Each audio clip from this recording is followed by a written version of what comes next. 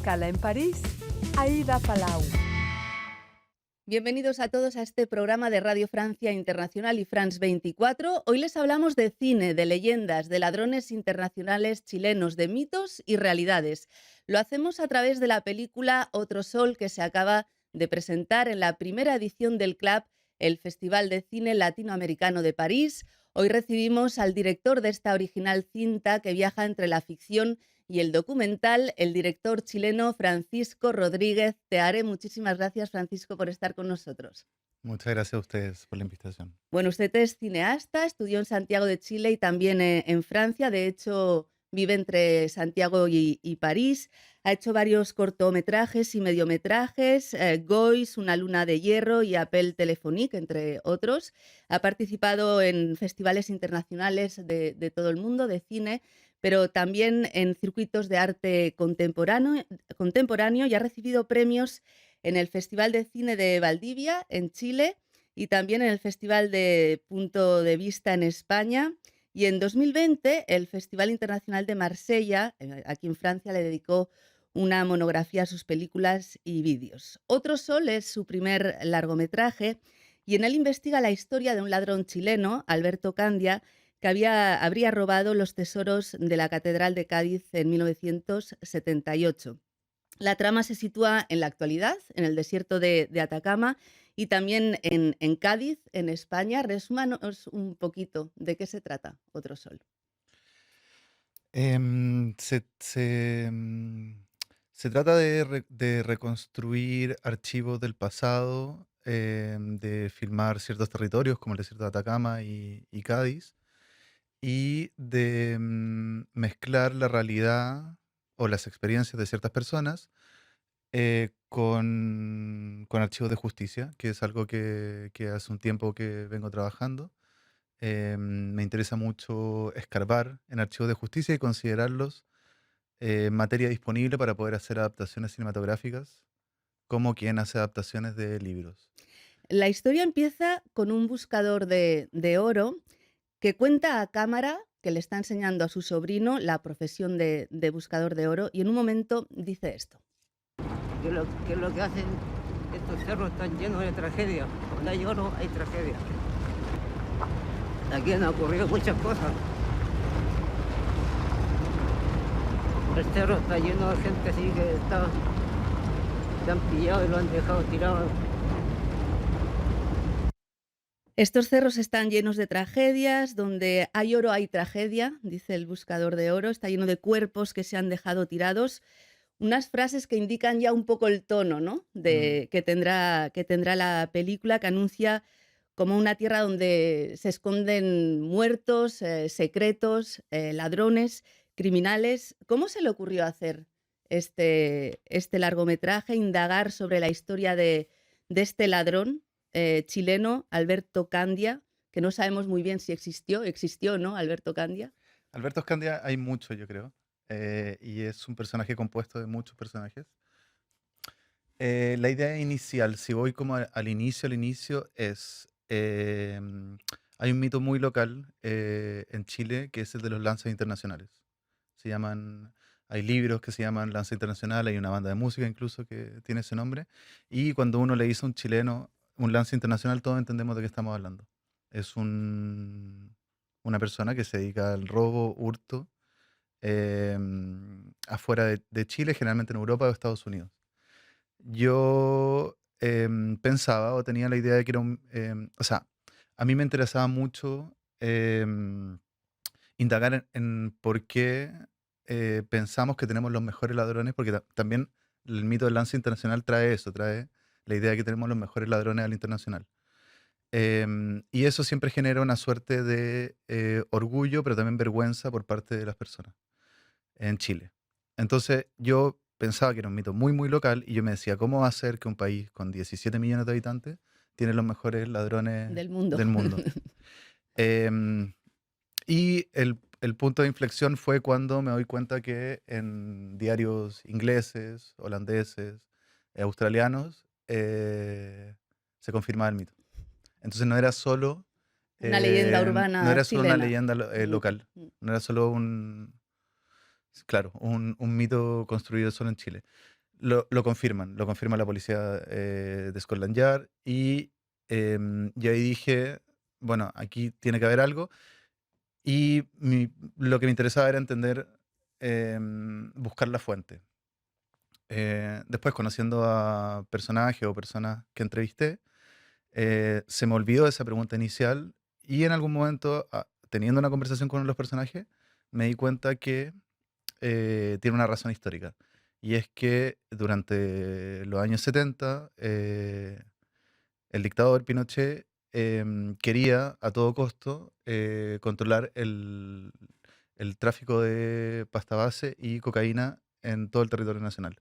El mayor traficante chileno se llama Augusto Pinochet y es lo que llamamos la cocaína negra de Pinochet. Entonces, cualquier persona que estuviera relacionada de forma directa o cercana con un delito menor, no era juzgado, no se le preguntaba nada, se le torturaba directamente. Eso hizo que toda una generación de ladrones o personas que se dedican al hurto tuvieran que irse a países donde podían ejercer su oficio sin que se les torturara.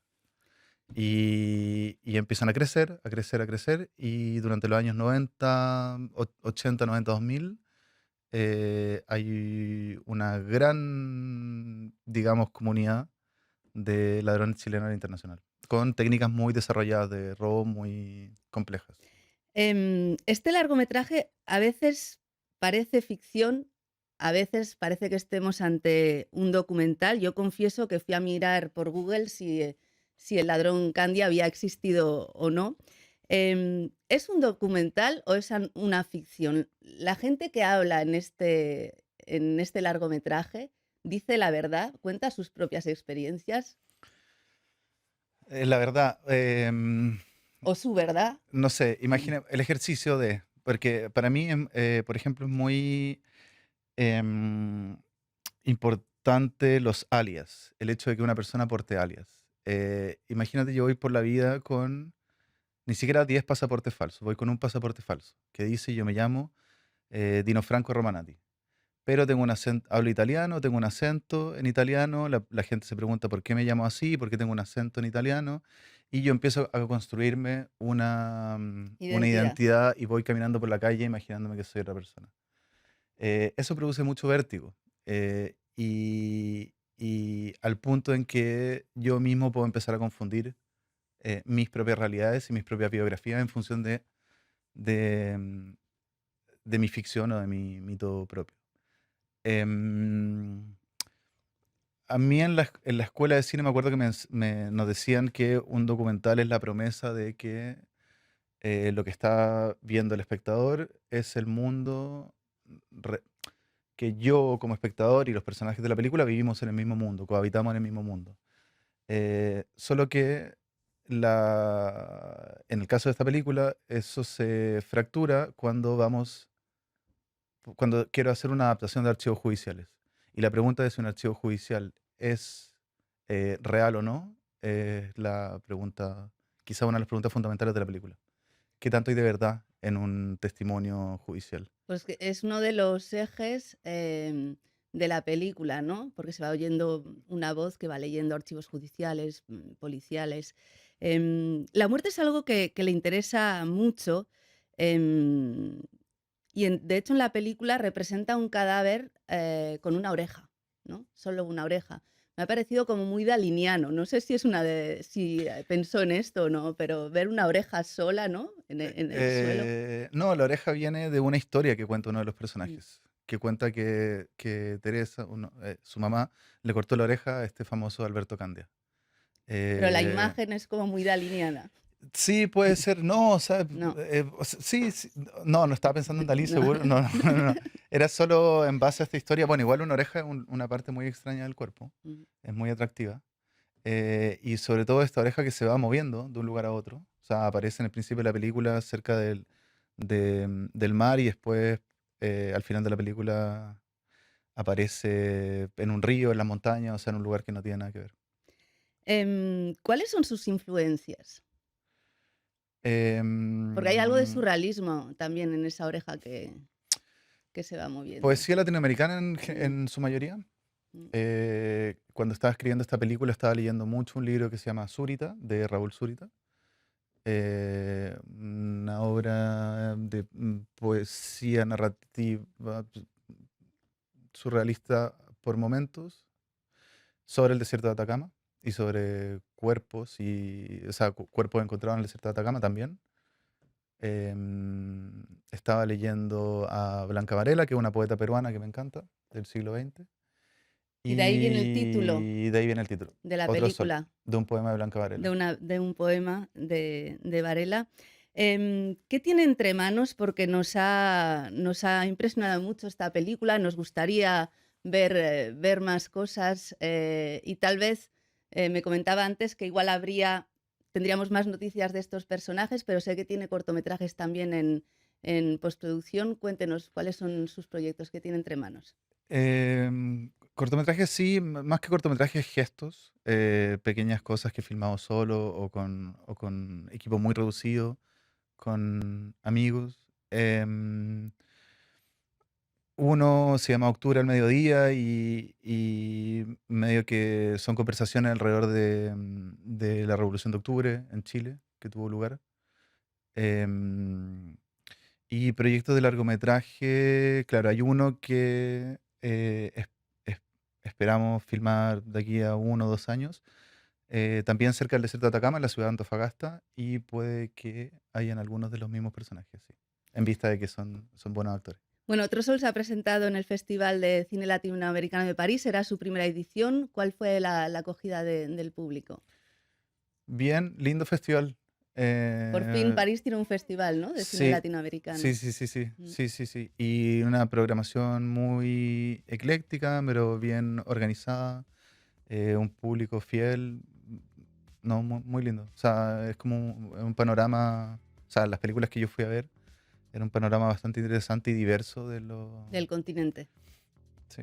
Bueno, Francisco, pues muchísimas gracias, le deseamos muchísimo éxito. Gracias a ustedes. Gracias a todos ustedes por habernos acompañado. Ya saben que nos pueden seguir por internet en rfimundo.com y en france24.com. Hasta pronto, amigos.